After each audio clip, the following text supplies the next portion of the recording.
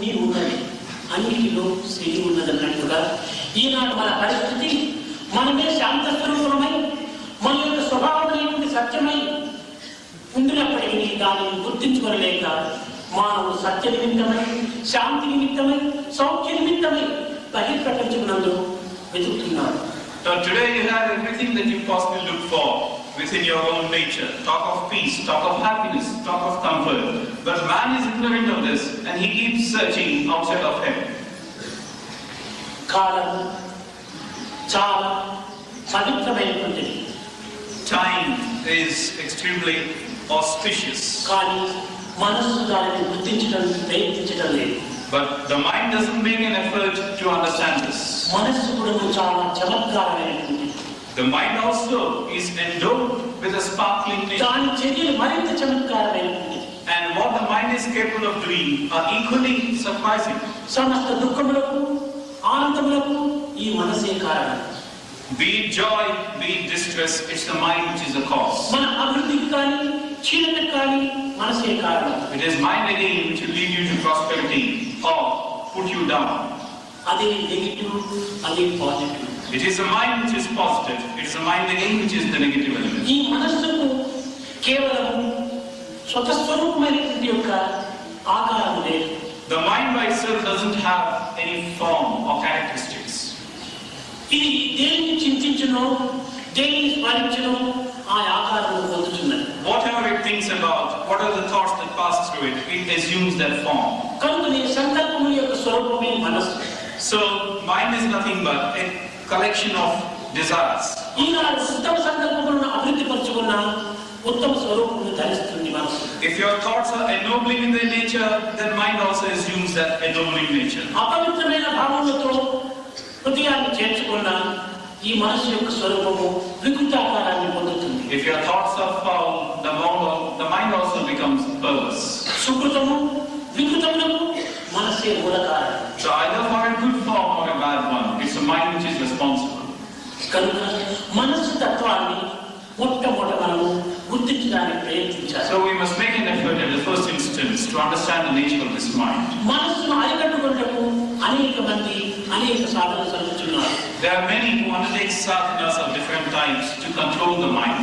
ఈ విధంగా సాధన చేస్తున్న ఎన్ని జన్మలు ఎత్తినప్పటికీ ఈ మనస్సును అరికట్టుకోలేరు.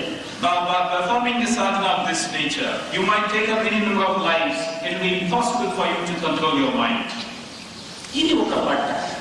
This is a piece of cloth. ఈ బట్టను మనం లేకుండా చేసుకోవాలంటే ఏం చేయాలి?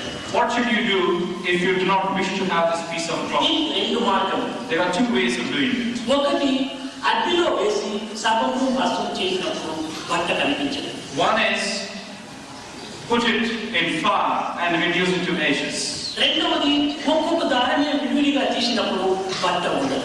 The second is remove it thread by thread. Each of the threads by itself to be removed. ఈ బట్టను భస్మం చేసేటువంటి విధానమే జ్ఞానం. ఇది జ్ఞానం. ఈ జ్ఞానాగ్నిలో మనస్సు భస్మైపోతుంది.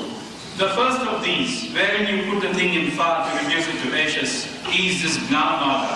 And you have to put it in the fire of this gnana, so the mind becomes nothing. ఇది అంత సులభమైనటువంటిది కాదు. This is not so easy. ఇది ఎవరికి అసాధ్యమైనటువంటిది. This is something which is virtually impossible. అయితే దీన్ని ఒక్కొక్క దారిని వేరుగా చేసినప్పుడు ఈ బట్ట ఆకారాన్ని మరుగైపోతుంది.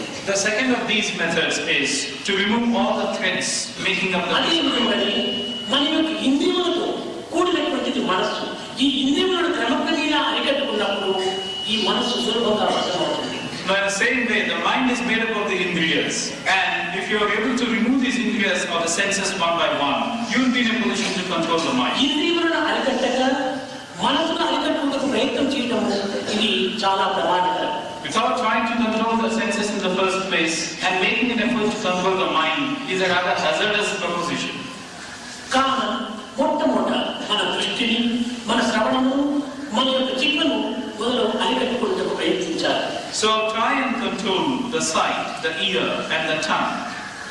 అధిక భాషల చేతను, చెడ్డ శ్రవణం చేతను, చెడ్డ చూపుల చేతను మనసు మరింత వికృతి స్వరూపాన్ని దర్శిస్తుంది. Excessive talk, listening to bad things, looking at bad things would only endanger your own state of mind. కనుకనే దృష్టి దోషమును, వాక్ దోషమును, క్రియా దోషమును, శ్రవణ దోషమును మొదలు అరికట్టుకున్నట్టు యువకులు ప్రయత్నించారు. So the youth in the first place must try and put an end to this faulty vision of theirs, faulty sense of hearing and faulty sense of uttering words. అన్నిటికీ మనసే మూల కారణం.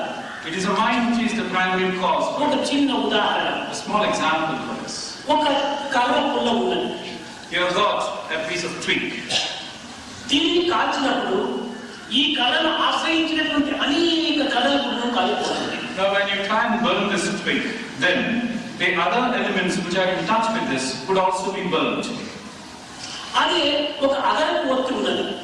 In the same manner, you have an incense stick, agarbatti. దీనిని మనం కాల్చినప్పుడు దీని సుగంధము దీనిని ఆశ్రయించినటువంటి వారికి అందరికీ అనిపిస్తుంది. Now when you burn this agarbatti, then all those who are in the vicinity of it would be able to enjoy the fragrance of the perfume.